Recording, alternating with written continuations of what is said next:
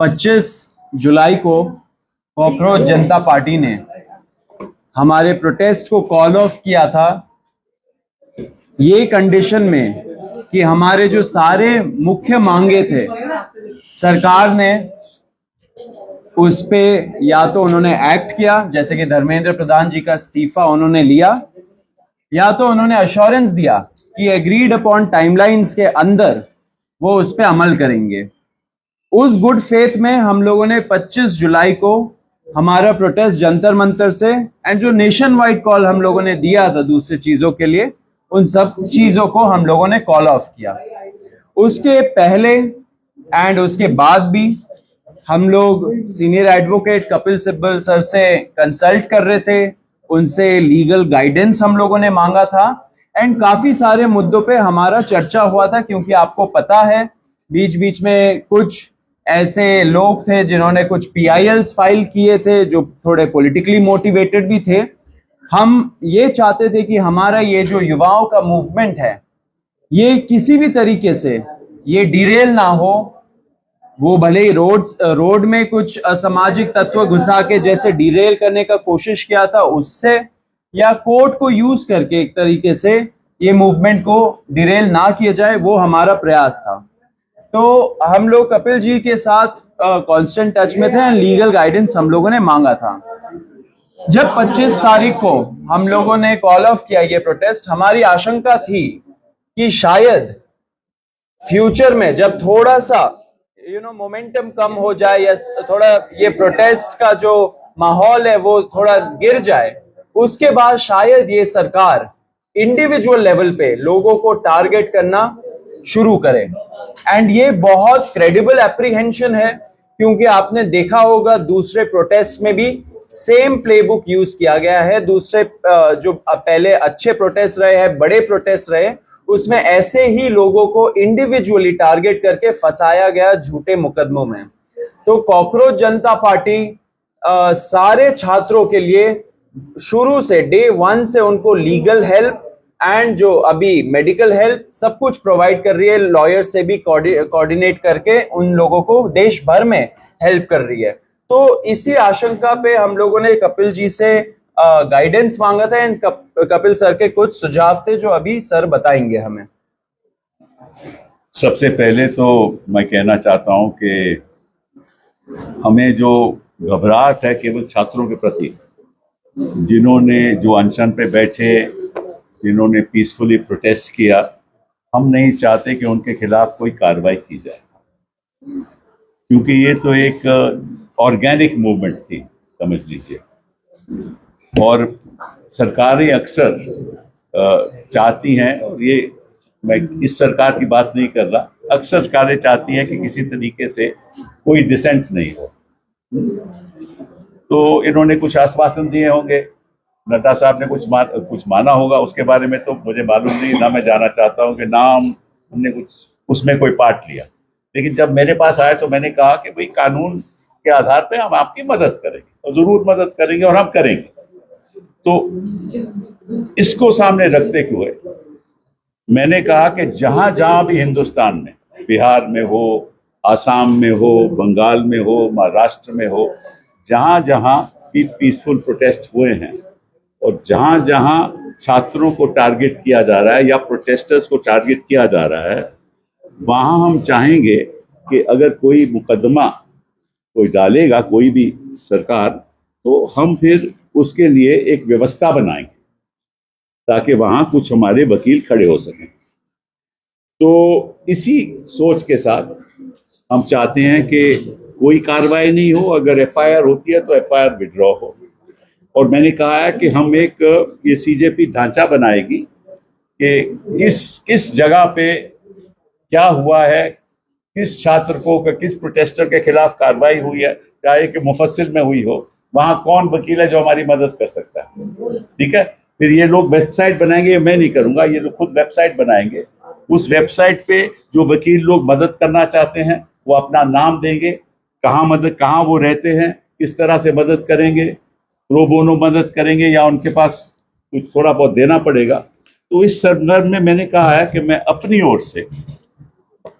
ओर से 1 करोड़ रुपया दूंगा अपनी ओर से एक रिपोर्ट दूंगा और साथ में ये आग्रह करूंगा हिंदुस्तान के वकीलों को और बाकी लोगों को कि वो भी हमारा इस फंड में पैसा दें, ताकि हम हर जगह जहां जहां भी कानून का दुरुपयोग होगा, जहां जहां भी पीसफुल प्रोटेस्टर के खिलाफ गलत मुकदमे करे जाएंगे, तो हम उनके लिए खड़े, हमारे वकील उनके लिए खड़े होंगे सारे हिंदुस्तान में।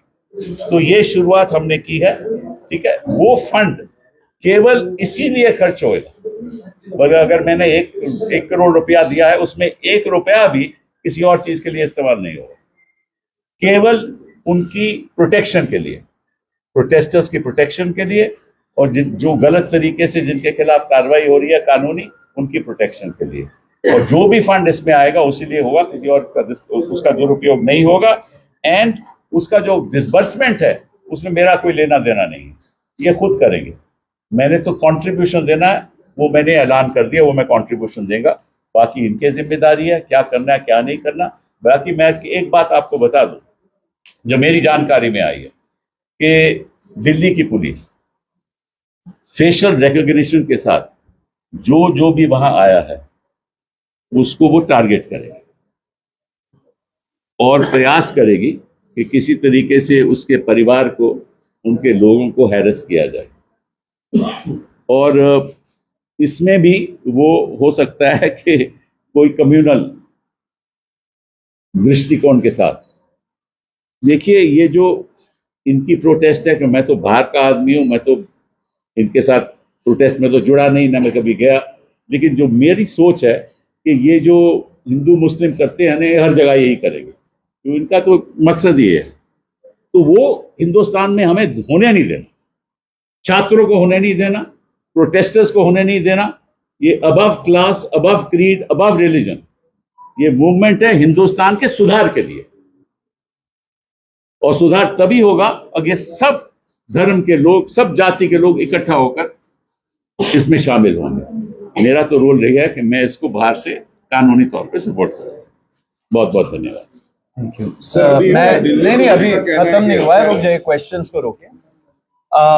On behalf of cockroach Janata party मैं सर को बहुत बहुत थैंक यू बोलना चाहता हूं।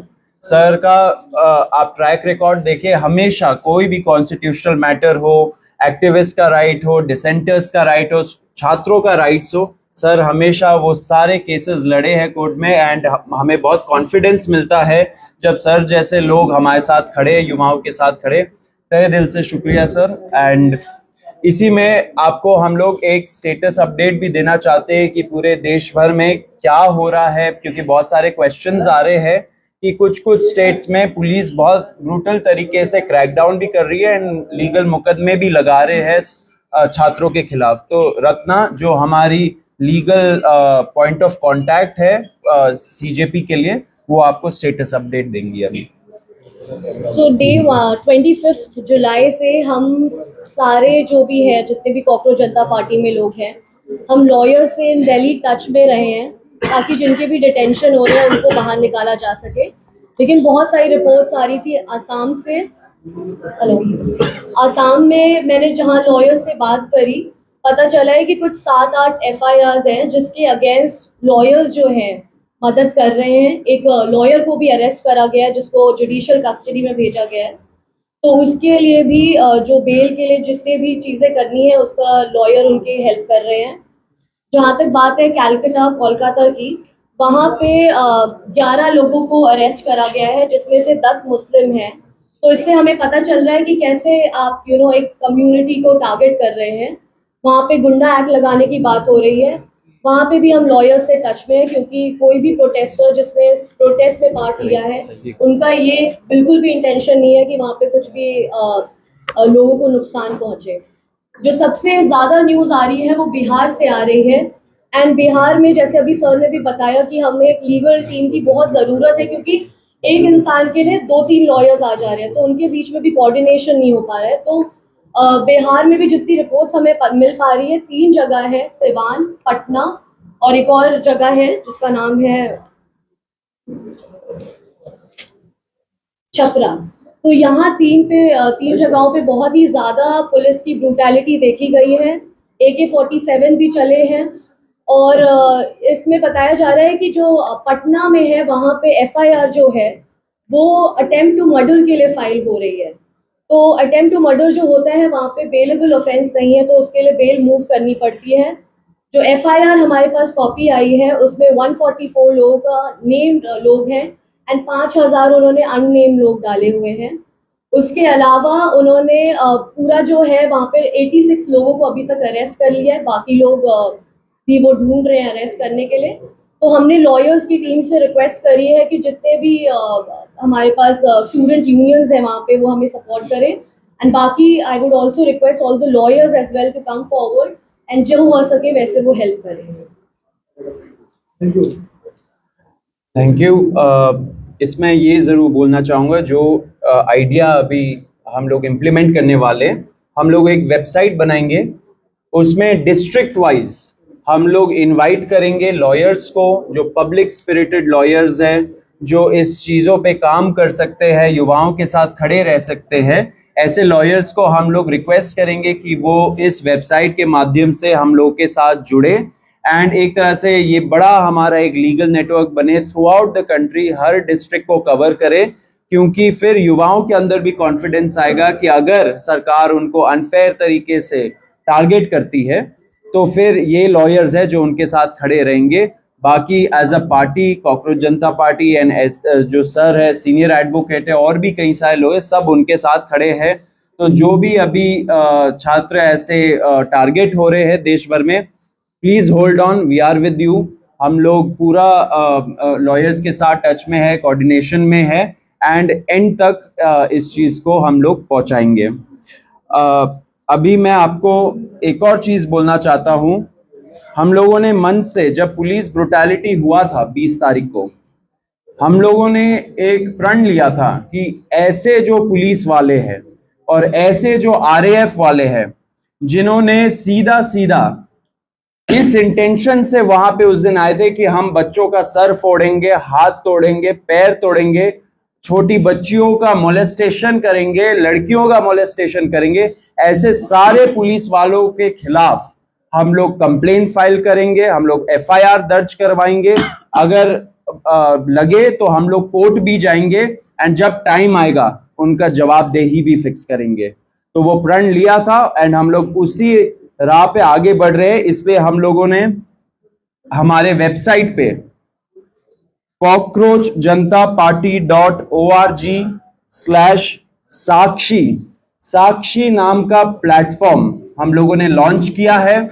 इस पे लोग जा सकते हैं जिनके पास भी पिक्चर्स है और वीडियोस है उनके साथ हो रहे ब्रुटैलिटी का, उस दिन के रिलेटेड या उसके बाद भी, अगर ऐसे वीडियोस और पिक्चर्स है जो एविडेंस के रूप में काम कर सकते हैं, वो यहां जाए और यहां जाके अपलोड करे, अपना स्टोरी लिखे। हमारा जो टीम है वो टीम उसको छाटेगा एंड आपसे इन फ्यूचर टच में रहेगा एंड इसको लीगल प्रोसेस के थ्रू आगे बढ़ाएगा।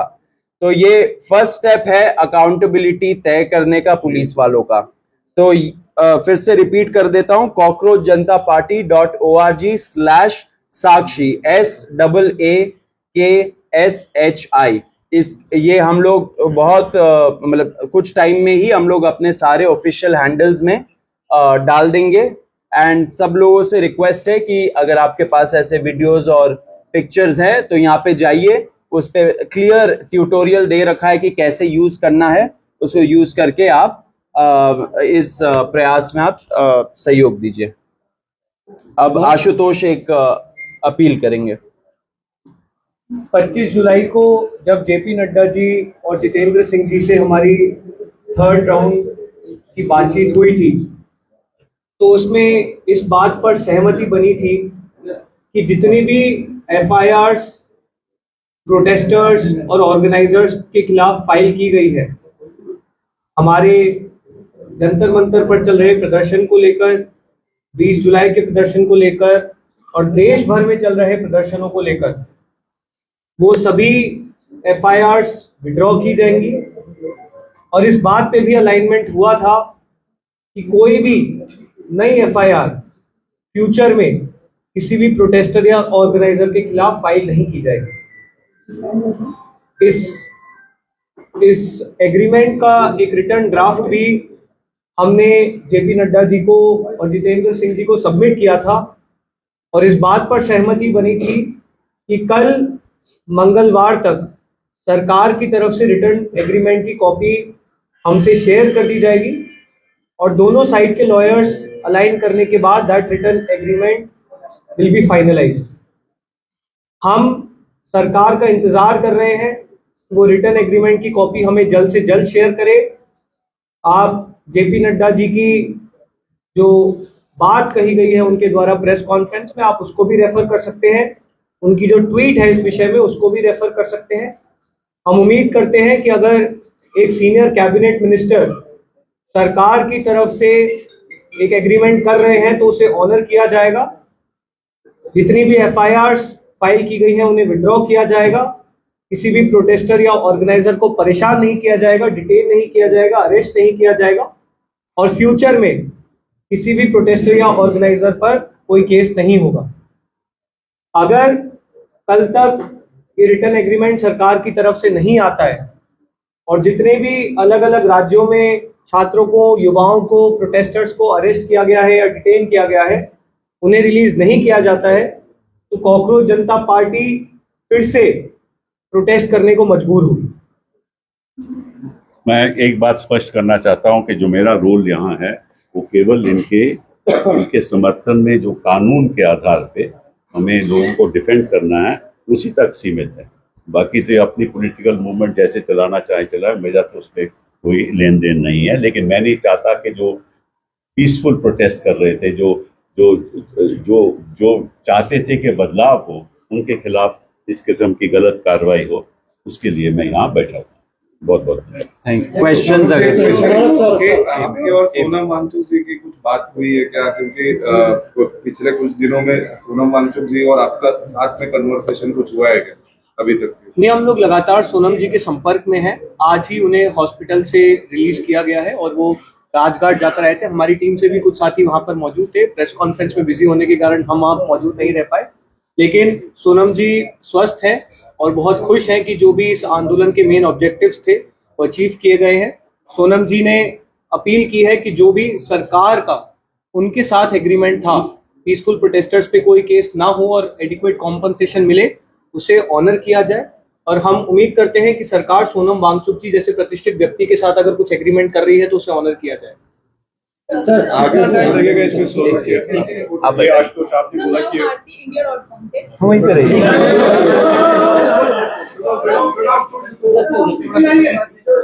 सर मेरा आपसे ये सवाल है कि जो अकाउंटेबिलिटी है ये बीजेपी सरकार से क्यों मांगी जा रही है?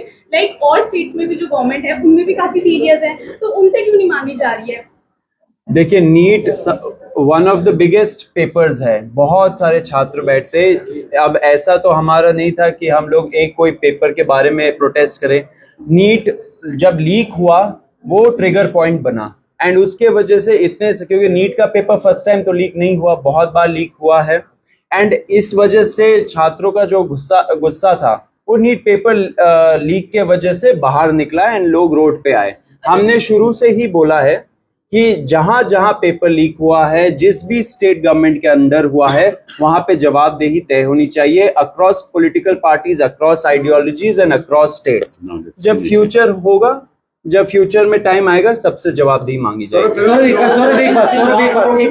अभी तक पुलिस को कोई भी एफआईआर नहीं मिला है, उन्होंने बोल दिया ऑर्डर नहीं मिला है। लेकिन अगर एफआरएस के जरिए जिन लोगों को आइडेंटिफाई पुलिस ने किया, जिनके खिलाफ डायरेक्ट एविडेंस है और वो स्टूडेंट नहीं है, स्टूडेंट की एफआईआर वापस होनी चाहिए, अगली बात है। लेकिन स्टूडेंट नहीं, उनका क्रिमिनल बैकग्राउंड है, क्या उनको भी आप लीगल एड देंगे, हेल्प करेंगे? हमारा जो लीगल टीम है सब स्टडी करेगा, लेकिन कुछ हो पहले उसी का वेट कर रहे हैं हम लोग। एक पॉइंट हम और बोलना चाहेंगे। हमारी 25 जुलाई को जो जेपी नड्डा जी और जितेंद्र सिंह जी से मीटिंग थी, हमने उस मीटिंग में भी, उसके बाद जो दिल्ली पुलिस के कमिश्नर हैं उनके साथ भी जो हमारी मीटिंग थी, दोनों मीटिंग्स में हमने सरकार से मांग की थी कि जो भी एफआईआर्स अब तक फाइल की गई हैं उन एफआईआर्स की कॉपी भी हमारे साथ शेयर की जाए, जो कि अभी तक नहीं की गई। हमें उम्मीद है कि वो एफआईआर्स भी जल्द हमारे साथ शेयर की जाएगी और फिर हमारी लीगल टीम उनको